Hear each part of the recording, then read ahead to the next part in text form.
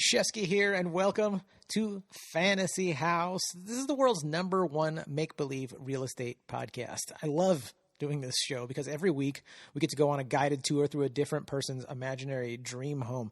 They're always pushing the limits with mind-blowing houses and weird technologies and magic and all that cool stuff. They make weird, unique rooms, and I ask them, I'm like, hey, could you come up with appliances and technologies that we don't even have so they can solve your very unique problems? People do that, and really it's just good old-fashioned creativity and silliness. Fantasy House podcast is NSFW. It's not safe for work, although we're super Mr. Rogers inspired. It's a lot more of an adult Mr. Rogers experience, so it's raw, it's honest. We talk about sex, drugs, people's bathroom habits. Sometimes people take us to dark places, and we're all about authenticity and really reigniting that carefree, playful spirit we had when we were 4 or 5 years old. Just fearless exploring of our imaginations and ourselves. Do you remember that? I love that. I feel like we need that as adults too. And that's what I want to facilitate with Fantasy House. I want to inspire people to explore that again, get that feeling, that little fire lit inside for story time and imaginary make-believe time and just being ourselves. And it really is a great time. In Nathan Hurd's episode, he has a zero gravity room. So you just go in the room, flip a switch, and you're floating around. Jade Catapretta has a lazy river going through her fantasy house that has sexualized dolphins in it. Fifi Dosh has a private hot tub on top of a private mountain in her backyard. John and Tom from Chad Goes Deep, their fantasy house is actually a cloud that floats around like an RV in the sky. So they can go anywhere they want. Nick the plumber, he's got a live studio audience. So when he's with his family and he drops the punchline of one of his dad jokes, he gets a real applause. Joel Jimenez loves to cook, and by the way, is an amazing cook. But in Joel Jimenez's fantasy house, he doesn't want to clean up. He hates cleaning up. Loves to cook, hates cleaning up. Well, he's got a kitchen that washes itself. In episode 94, Mike Ishak's kitchen is just a portal to his aunt's Indonesian kitchen, so he can have ringdung anytime he wants, which I've never had ringdung in real life, but we had it on his episode imaginarily, and if it's anywhere as delicious as it is fun to say, it's got to be good, right? Ringdung. Jeremiah Watkins did a Halloween episode, and his toilet paper dispenser is a mummy that you just unwrap and wipe your butt with. Nat Baymel doesn't even have a bathroom. Speaking of bathrooms, he simply has a wizard. Anytime you need to go, the wizard appears and just makes your bowels empty. Just abracadabra, poof. Or poop, poop, poof. So cool, right? Every episode is brought to you by me, Jon Shefsky. I am your local Southern California realtor. Not just a fantasy realtor. No, a really real realtor. And I would love to help you with anything real estate related, whether you're thinking about buying a house, selling a house, maybe you're interested in why I love multifamily apartment buildings, any of that. I would love to be of service. And if you're thinking, John, I don't care about real estate at all, that's great. But I know you know someone who does. And you got to let them know. You got to say, hey, before you go making any moves, you got to talk to my boy, Jon Shefsky. He's a really real realtor, and he would love to be of service. And I really would. And even if you're not in SoCal, I can still help you because I have a referral network all over the country with some fantastic agents, and it's growing all the time. So check in with me. Let me know, because I got agents in Nashville, in Chattanooga, Austin, Texas, Boise, Idaho, Phoenix, Arizona. I got you covered. And like I said, that list is just growing. So just think of me when you're thinking of real estate. Be like, I'm going to hit Shefsky up before I do anything. Just send me an email, fantasyhousepodcast@gmail.com. I'd love to be of service or help in any way. When I first got involved in real estate investing, I thought it was going to be super boring and that no one would have any personality. And I got to tell you, there are some awesome people that you meet in this world that you become friends with, that you have good jokes with, and it's just a blessing, and it's so much fun. So today I got one of those friends on here. Erwin Sham is with us today. He's a short-term rental owner and just an all-around fun dude to riff with and talk with. So I'm very excited. Now, in the words of the great Angelo Bowers, let us do this! Won't you take it on a ride over to your fantasy house? You're the host with the most experience guest in your fantasy house. Get all the money for expensive construction. The only limit your imagination. You're on a rental tour of your fantasy house right now. You gotta look at life on the positive, man. I agree, man. It's very easily too with modern tech with how much we're on our phones and the internet. The memes on the internet, I feel like influence us even outside of people talk about Russia and China interfering and trying to destabilize by sending us a bunch of stuff that makes Americans hate each other. Just our memes alone that we make are so depressing that, you talk to people all the time. I'll talk to people all the time. They're like, the world is in such a terrible shape. And then you'll go, well, the statistics actually don't show that the world's in absolutely terrible shape. We're actually doing some really good things, but a lot of people don't want to hear it, but I want to hear it. I think it's our duty to be optimistic and positive so that we can keep on trucking even when things look like they're awful. Yeah. Well, yesterday was pretty bad for everybody, right? What was yesterday? The Facebook, Google, and the whole internet being almost down. I thought that was good for everyone, dude. I was like, "Fuck yeah!" My thumb was just like, it was like a phantom thumb. Like, it looked up at me like, "John, can we go on Instagram and get the dopamine rush?" And I was like, "Calm down, thumb. We don't need that. We need to go outside and go for a walk." Like, what's outside, John? When? Yeah. My thumb was deciding exactly. It's like, outside for a walk. I'm pretty sure there's an Instagram page called that. We can just look at it. Have you been keeping up with crypto? Yeah, definitely. I knew about crypto back in 2014, 2015. Yep. So I actually knew about Bitcoin fairly kind of early, not as early as some other people that kind of knew about it, but I did know about it around there. Then I kind of got in, like most things, life happens and you just kind of put things to the side and like, I'll check back into it in a few years, whenever I can. Totally. And then you're like, all of a sudden it's like 2018, like, what the fuck? Dude. This $300 coin is now what? Oh, yeah, man. Oh, I almost bought, and I've told the story, so I apologize to my listeners that have had to hear this story probably 20 times now for my Bitcoin bonus episodes. But, dude, I almost bought thousands and thousands of dollars worth of Bitcoin when it was 200, I think it was either 200 or 250 each. And I had a shopping cart full of them, and I talked myself out of it. It was years and years ago. I wasn't confident. I was at that point where you think other people know what they're doing, but I don't. And then you get older and you don't realize, oh, we all know what we're doing. You realize, oh, no one knows what they're doing. But at the time, I didn't end up purchasing. I literally left it in my cart. Got a phone call, or went to go have dinner with friends and came back and never followed through. And years later, being like, damn, I would have been maybe not filthy rich for today's standards, but like pretty comfy even in California. And I didn't do it, man. But I've been into Bitcoin since Antonopoulos was on Rogan, probably 2013 or 14. Yeah, Antop is one of the most legit guys in the space, and if you don't follow that guy, you're not learning. And I think in this space, in crypto, you got to learn what's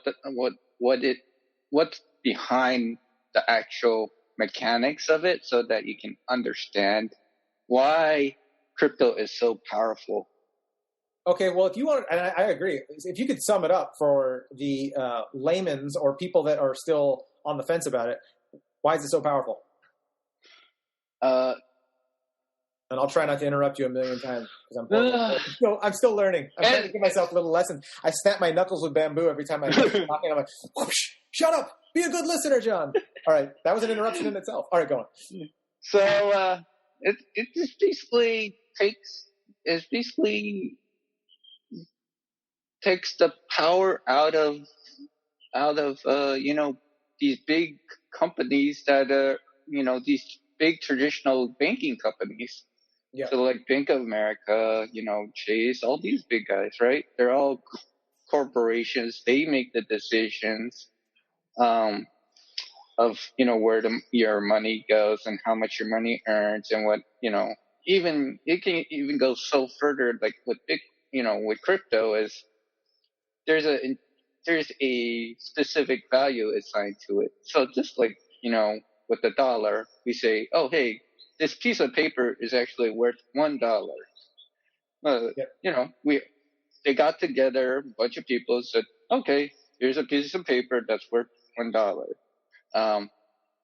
Same exact thing with Bitcoin. It was like, oh, hey, this is exactly, at that time, it was like, oh, hey, this is this is free. Like, hey, if you use your computer and you mine this, you can actually turn this into like $10 or $5.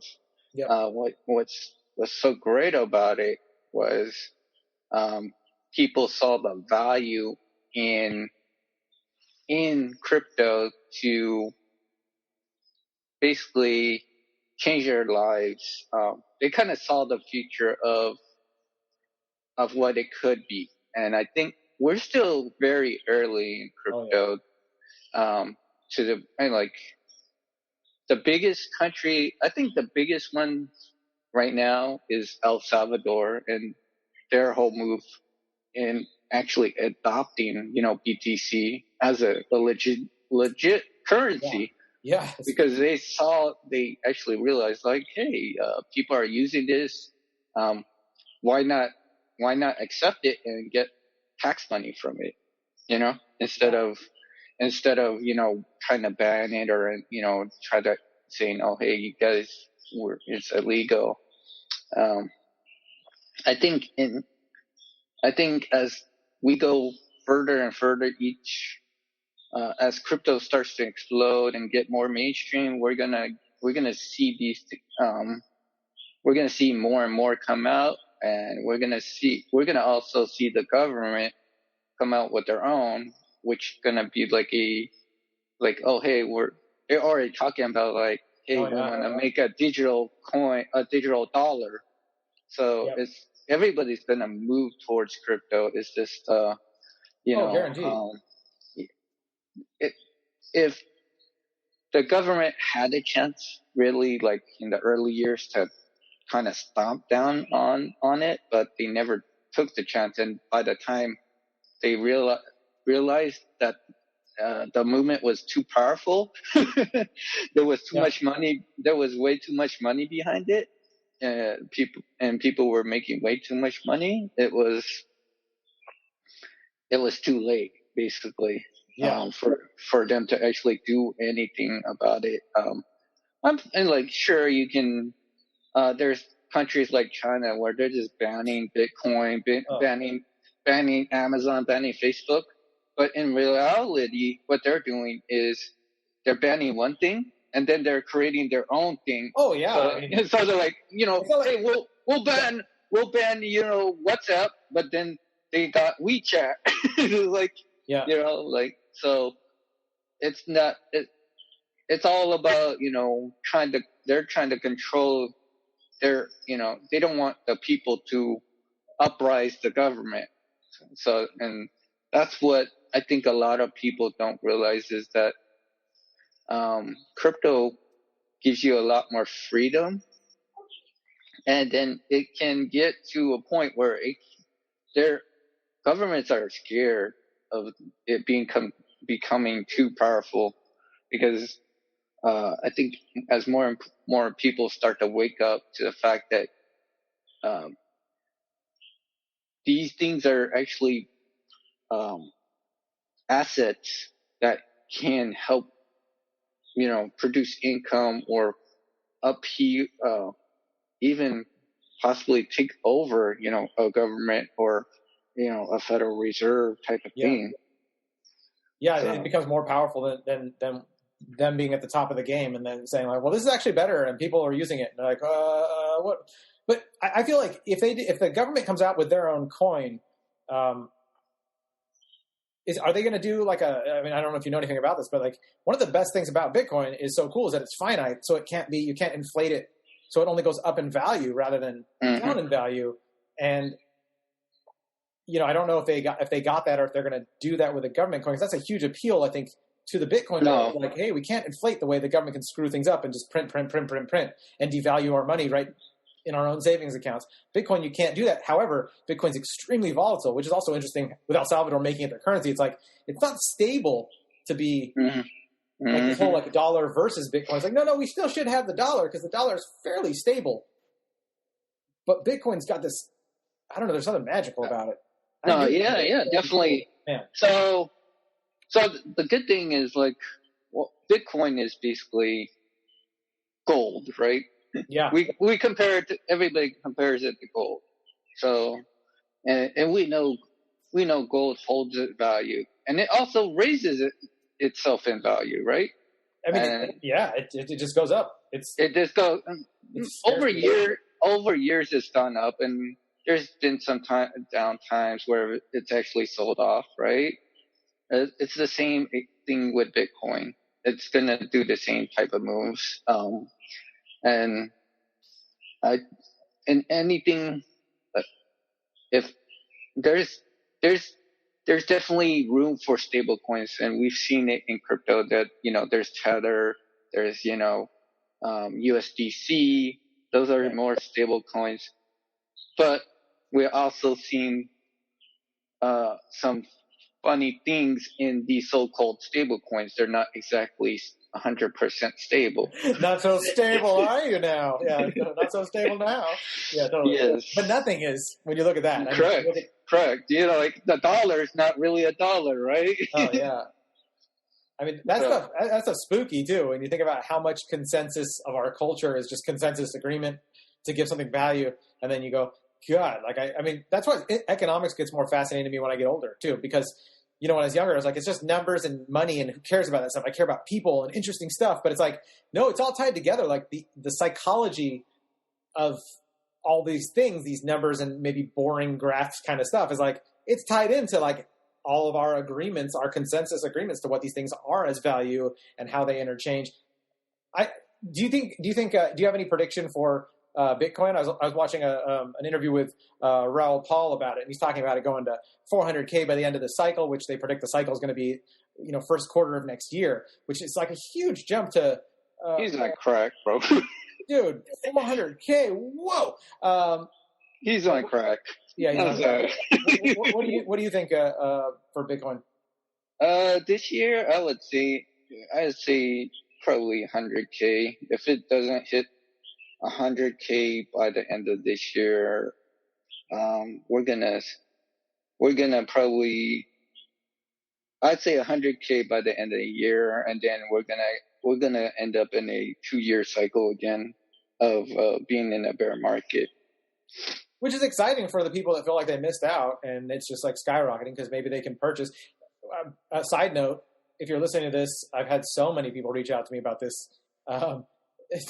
Friggin' Bitcoin's $50,000. I can't afford to get in. It's like, well, and this isn't financial advice, obviously, as anyone knows listening. This is entertainment, but you can buy a couple dollars out of a Bitcoin. You can get, Satoshis, which is, the pennies of Bitcoins. So if you're thinking, oh, it's too late, it's like, no, you can still buy in. You can still be part of Bitcoin with a few bucks, even if it's $100,000. Yeah, I mean, when's the last time you could buy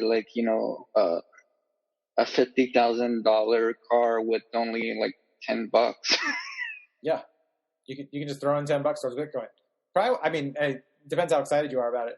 Bitcoin, Ethereum, I mean, Shiba Inu is it's insane what's happening with that because everyone's hoping it goes to a penny and so they can make a ton of money on it. But there's trillions. The supply is in hundreds of trillions. It's I don't even know if there's hundreds of trillions of dollars, dog. So they have to. There's such a far way to go with these things, but they're still inspiring and exciting to be it's empowering people. The make believeness of money has become at people's fingertips with their phones. I think. Well, the thing is, a lot of people don't realize the most important thing about all these coins. There's a thing called market cap. So, Bitcoin has the largest market cap. And if you have to look at the market cap. So if the market cap for Bitcoin is only, $1 trillion or so, right? How much of a market cap does Bitcoin need to move for these other coins to rise in price? So I don't think a lot of people kind of understand that. And there's explain that a little bit more, because I'm one of those people. So you're saying. So I don't think a lot of people, including John, right here in front of me. So currently, I think currently looking at the market cap. So So right now there's currently, for Bitcoin, there's about 1 trillion. Let me see. Is this 1 trillion or 1 billion? Let's see here. 1, 2, 3 commas. So that's 1 trillion. Oh, it's a trillion? Wait. Yeah. So. No. Because a million's 2 commas. Right? No. There's 4 commas. Sorry. Okay. Yeah. 4 commas. Talk about that trillion. Yeah. So Bitcoin has a 1 trillion market cap. So, and compare that to Ethereum. Ethereum has a 422 billion market cap. And then you compare that to something like a Cardano, where it only has 71 billion. So I think what most people don't realize is these market caps correlate with the price and how much they can actually go up and what's actually needed to go up in value. So if, like,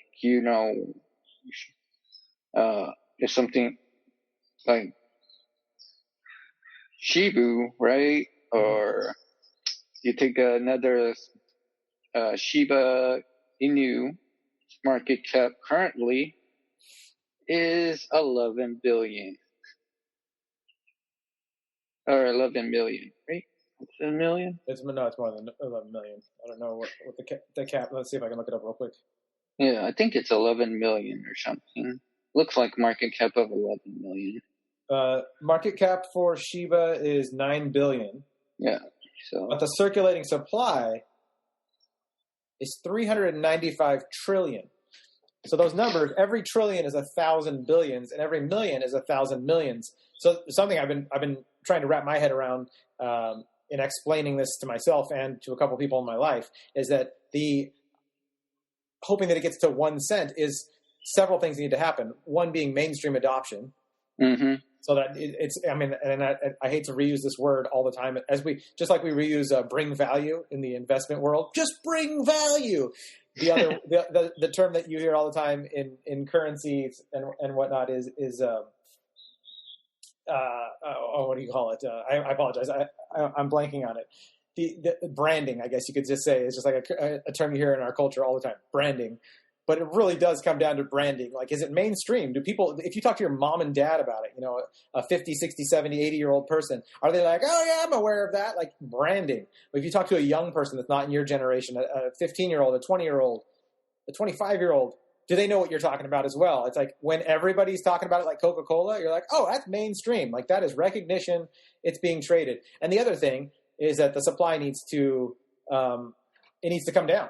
You can't have trillions, you can't have hundreds of trillions and expect it to be worth a lot of money per, because there's literally just not enough money in circulation to buy that many in those trillions. However, the big talk, and I'll just let everyone know that's probably listening to this that maybe doesn't keep up with crypto, the big talk with Shiba is that because of the mainstream adoption, there are a lot of experts in the field and people, power players, that are saying they're planning on burning a bunch to bring that supply down.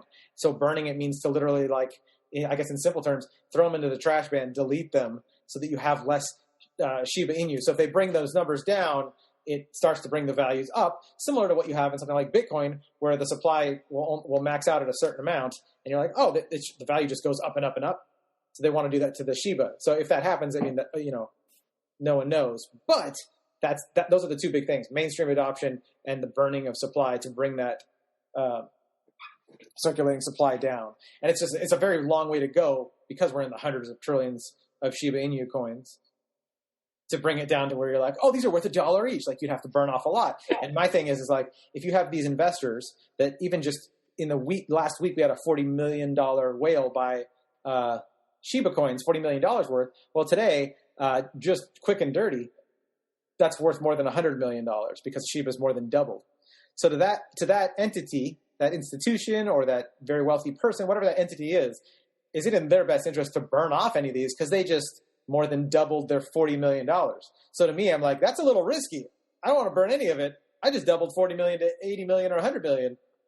So we've got a long way to go if someone or something or these entities are going to want to burn it off. But that's a big possibility because we're already tackling the mainstream adoption.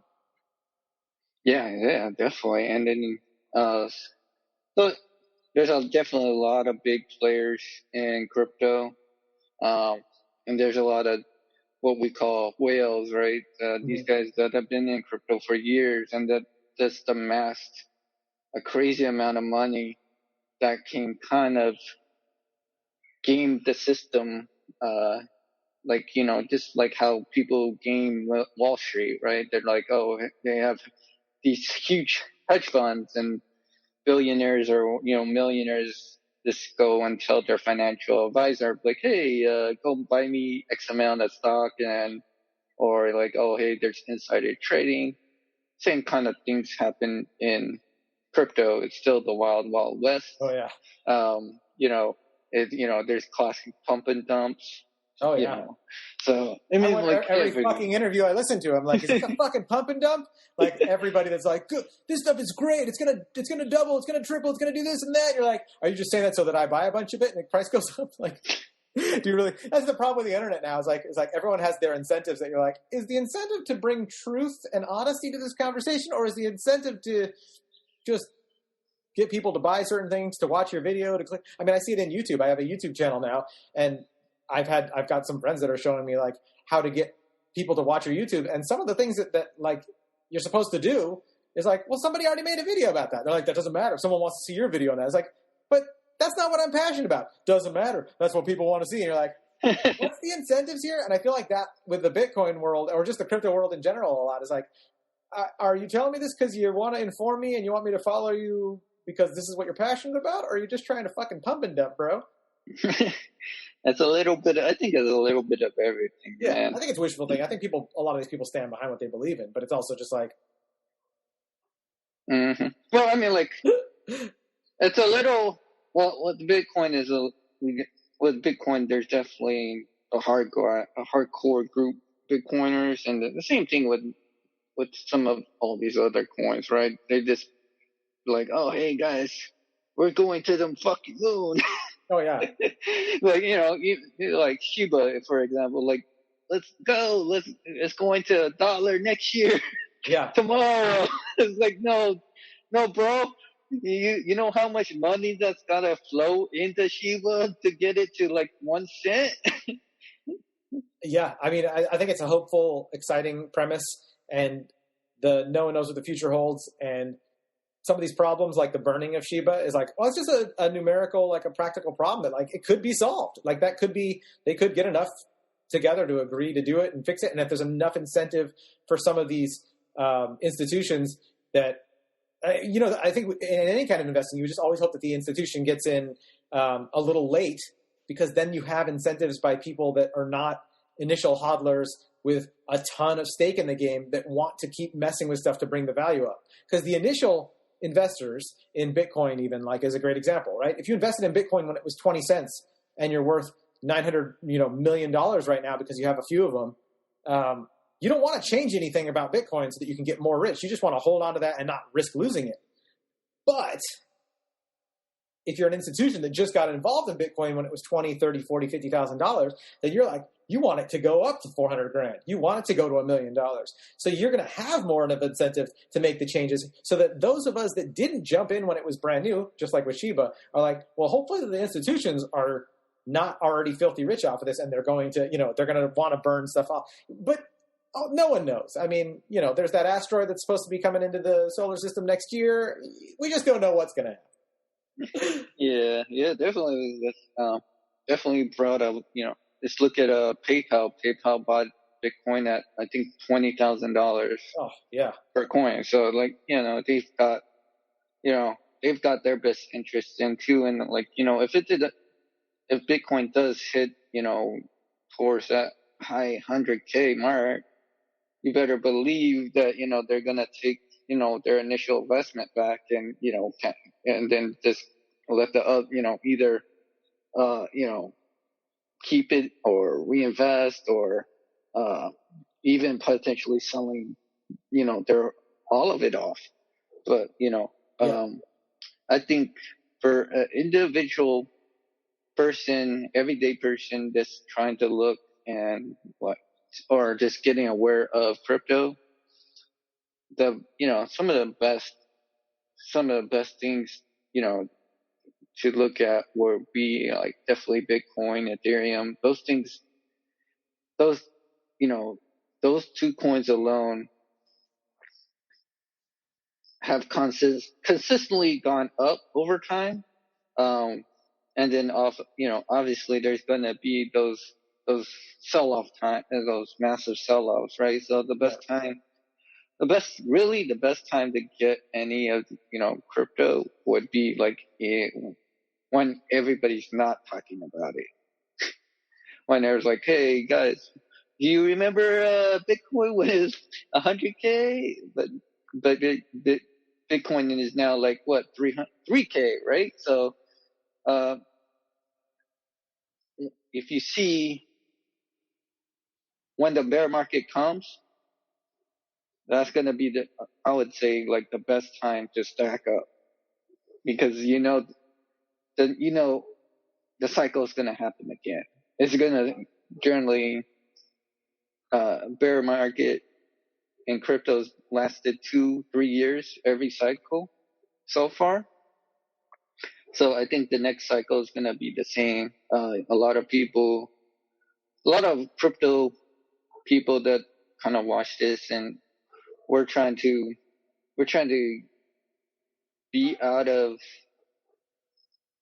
move out of the way, by like November or December.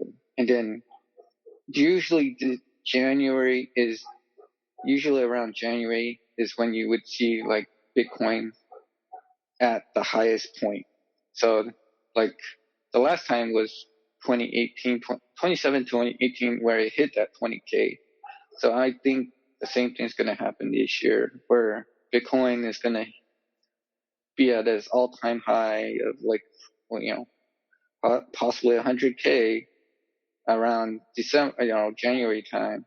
But right after, it's just, right around January, February, it's just going to dump like massively. And it's happened. If anyone's looked at technical analysis, you can see, based off history, this is what typically happens.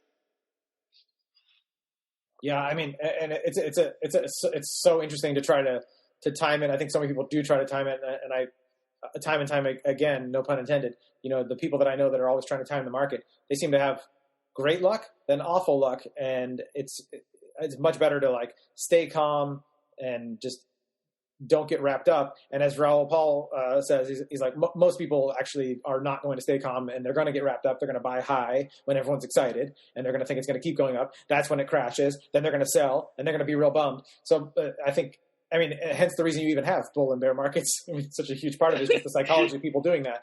But it's interesting to me because I'm not excited to buy when the price is up or when it's going up. I'm like, ooh, that's freaking expensive. But when it's going down is when my natural like inclination is like, oh shit, like this is a good time to buy. Like I bought an Ether when they were down like really low. They were like in the like 2000s, and I was like, oh sweet, this is sexy. Like Ether's down, like, and it's clearly going to go back up. So it's the Ethereum. It's great, and it's going to be something at least for the next decade or so until something new or crazier comes out, right? Speculation, of course. Definitely. Like that's when it's exciting, is to buy on sale. Maybe it's because I'm Jewish. I'm just like, it's on sale. Grab it, get it. It's on sale. And when it's not on sale, you're like, oh god, it's expensive. But like, so to me, I have no problem. Like, oh dude, I don't want to sell it when it's at its high. I don't want to sell it when it's at its low. But I want to buy it when it's at its low. Yeah, man. Like it's crazy. I mean, like I think it's definitely going to be definitely an interesting year. Just in general with crypto, because I mean, like everybody's gravitating towards NFTs, right? Gravitating. Yeah.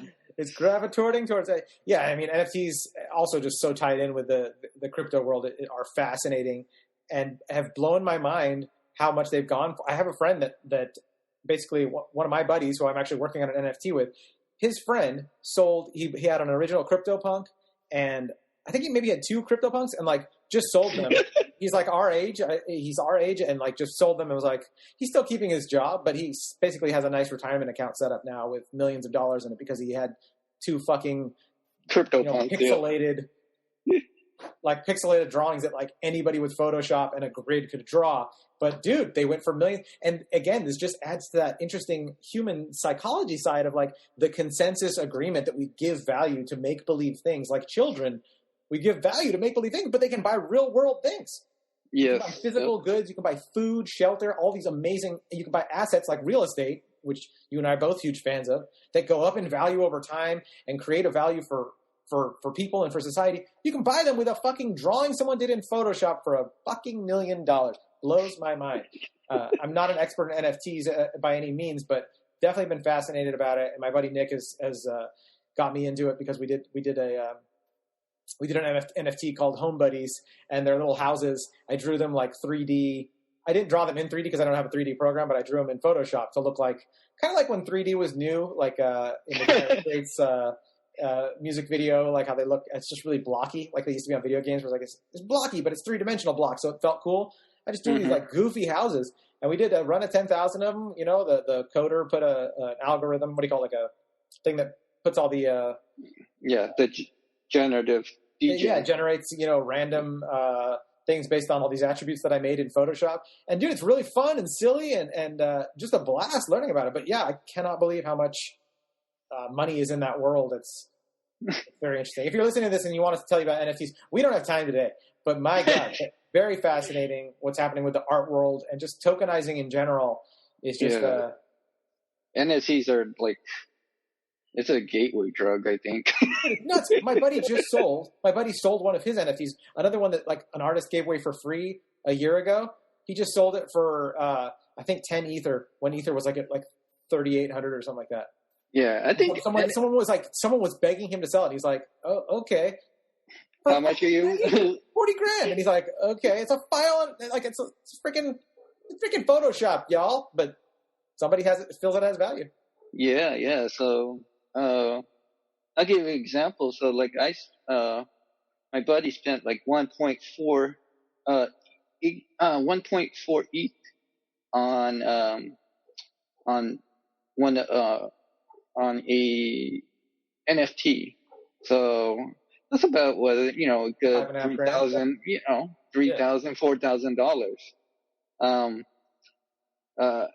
And then the day, literally after it launched, after the minting was done, and within 5 minutes, got a 6 ETH offer. 20 grand right there. 20 grand. Like, and they were like, I think I'll sit on this. Yeah, because the boner that everyone gets off speculating like a fancy prospector, like, I'll only sell when it's worth 100 million. And you're like, yeah, you don't get enough of a dopamine rush off of 20 grand to be like, they're going to sell that thing because like as long as you have food and like a blanket and some shirts, you're like, I don't need your 20 grand. I do need your 20 million. I'm holding it. Yes. Exactly. So well, yeah, I mean, like, too, is like most of it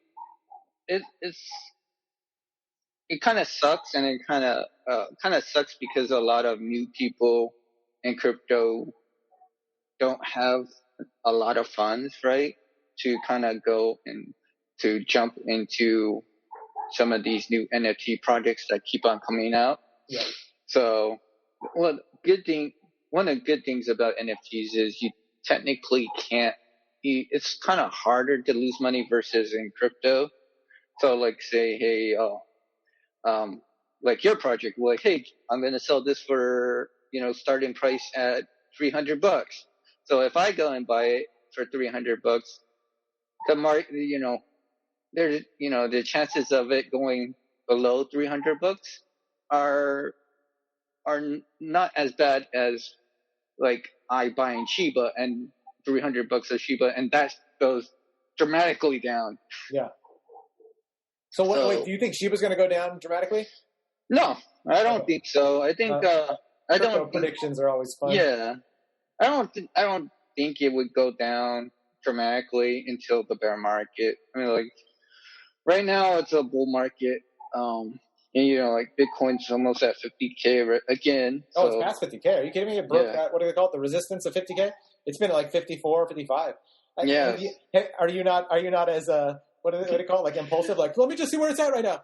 With Bitcoin, I'm not as I generally check the whole crypto market, but I don't keep an eye on Bitcoin itself, because it's like, if it moves to 100K, I'm just like, all right, cool. You'll know. You'll get some phone calls. Yeah. I'm like, all right, cool. All right, yeah, I know. I'm like, I think you and a lot of guys in real estate have the same ideas as what a lot of people are looking for, is building passive income, right? Yeah. So that's what I think a lot of people don't realize is, even in crypto, you can have you want to build a passive income, and there's definitely multiple ways to do that in crypto. And when you have passive income in crypto, you just use crypto to make you more crypto. So you're never like, hey, I got to go to the bank and spend another $2,000 on this crypto and I'm just getting poorer and poorer, like spending more of my hard-earned money on trying to, make a profit, versus when you use your own money to make you more money. Yeah. I think that's fascinating, and I think that's one of the things you're hitting the nail on the head for me. It's one of the things that my family didn't naturally partake in through my life, and I think they weren't taught. I think there's a lot of middle class and like immigrants from certain areas. Like it's just not something. There's more of like a survival technique, and then you learn from other people, and luckily with the internet and just exposure to other human beings, I learned like, oh, like there are ways like. What's sexier than like a nice car? Like not being a slave. And there's so much about our society that like, and I'm not a conspiracy theorist. I'm not saying it's anybody's intention, but just something about like a byproduct of our civilization is just being a slave to like your objects and your fanciness and your prestige. And to me, that stuff's like not sexy. And the things that are exciting is passive income, is like not being a slave, is being like, I still want to work. You still want to be of service, but not have commission breath, as we call it in real estate, where you're just like, I need this or else. It's like, you don't want to be that. And that to me is one of the huge appeals in life to like owning assets that produce some form of passive income. Is like, you don't have to be a rich asshole and just be a total monopoly top hat dickhead. But to be able to be like, if I don't get this next gig, it's not that big of a deal. Yeah, if I don't make a lot of money on this thing over here, it's not gonna. I can still like continue to like exist and be like, sheltered and fed, and to those of us with families, take care of our own shelter with our families as well, and feed our families. So I think to me that's the exciting thing about any of this stuff, is just to be able to not be a slave to your next paycheck or whatever it is. Yeah, I totally agree, man. I think that's why I think a lot of people are waking up to crypto too. They're like, oh, hey, I can make money here. Like, oh, hey, I'm actually struggling to make, ends meet with my 9 to 5, right? Oh, hey, but then they see on the news like, oh, hey, Bitcoin's 50K. Like, oh, hey, let me go mortgage my house now to, in the hope that's scary. Is people that put all of their money into one asset, and they're like, oh, it's like, don't do it. Don't. I think James Altucher says like put like no more than 1% or 5% of your total like net worth into any single asset, which not everyone can afford to do that. So if you're like worth $10,000, it's very hard to be like, well, just to put 1% of that in. It's like, well, you can't unless you're wealthy.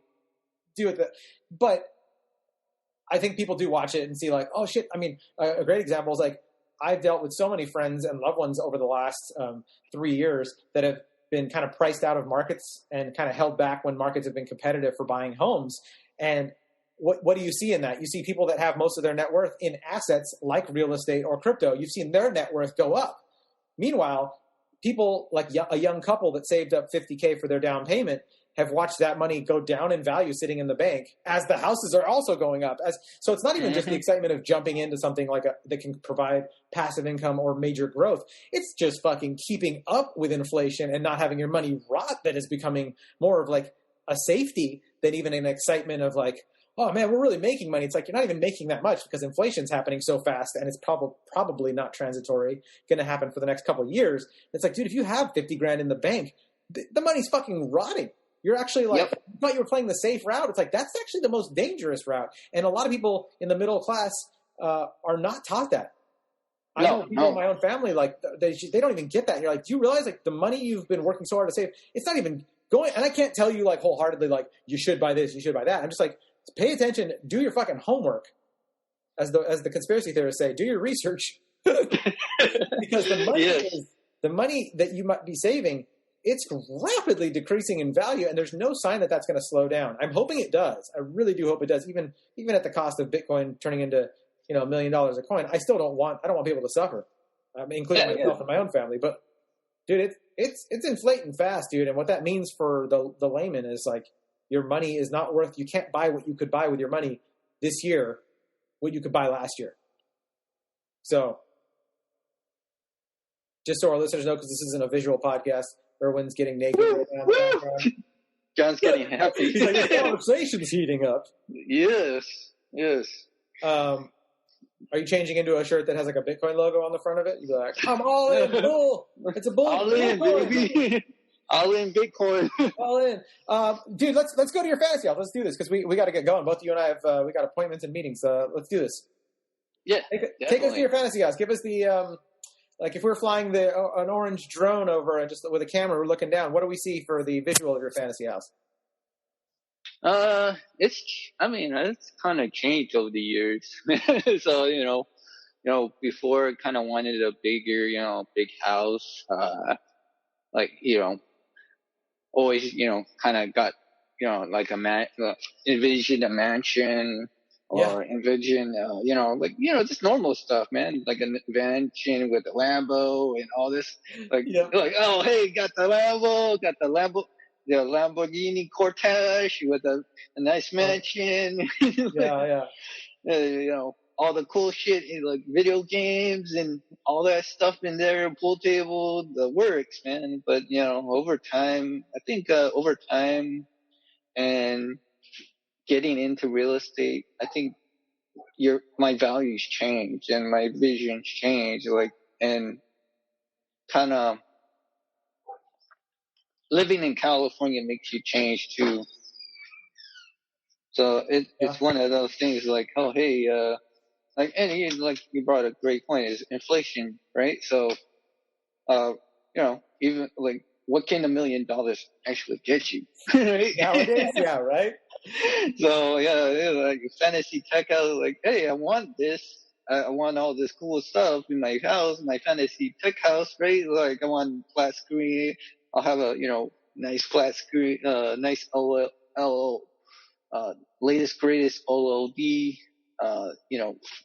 interactive TVs, full decked out tech house. And, solar, everything that I could think of. But I also realized, hey, this is going to cost X amount of money. Is the best use case, for that. So it's, for me, I think it's changed. I'm just, for me, I think I'd be more happier to have 10 single family houses or one multi-family or whatever. Not that sexy or great, but like we were just talking about, passive income, right? And then I know that passive income is always going to generate me X amount per month. Yeah. And then that way I can just do whatever. I can be like, all right, cool. Let me take a vacation. Let me go, hang out. Then how about this, Erwin? Instead of hearing about your fantasy house, let's hear about, just give us a description of your fantasy lifestyle. Because that to me is fascinating. Like, you got all the money in the world. You have no stress on that responsibility from your cash flowing assets. What's your fantasy? What does this vacation look like? Let's go on that imaginary. Oh, dude, I'd just be on vacation. I'd be hopping around island to island every day, every chance I get to travel. So it would start with islands. So if you're like, so starting right now, we just pressed a button, bam, you've got your cash flowing assets. You can do whatever you want. We start with islands. Yep, I go to probably, Bali, go to Maldives, go to the Philippines, just go to, go to Thailand, go all to these exotic places, and just kind of see the world, man. I mean, like, what's more better than, you can't, trying to buy experiences is kind of impossible, right? You can have money to get you there, but the experience is not something you can buy. That's what you're looking for, is the experience. Correct. So what is your idea of seeing these places and having experiences? Everyone has their different stuff. We've got the like super active people that are like, I just want to like ride my mountain bike down to the side of a volcano. And you've got people like my dad just likes to walk around, like he likes Europe. He likes walking around towns and taking pictures of like old churches and like old buildings. It's like, what's your idea of these experiences? I'd say going to the beaches, hanging out at the beach. Oh, yeah. And laying down on the sand. Do you drink? Yeah, man. Drink a cocktail. Yeah, I was gonna say, what would be our cocktails if we were doing this right now? We're sitting there, you and me, on the beach, dude. Bro, let's say, let me see. Could be, nice, definitely some margaritas.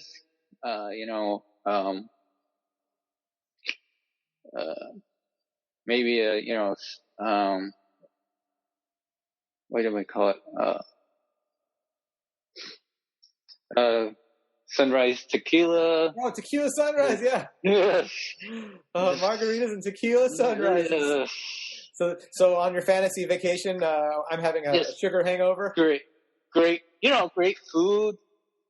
Okay, what would be the food, dude? Describe the food. I'm all about fantasy meals, dude. Oh, this First stuff. meal.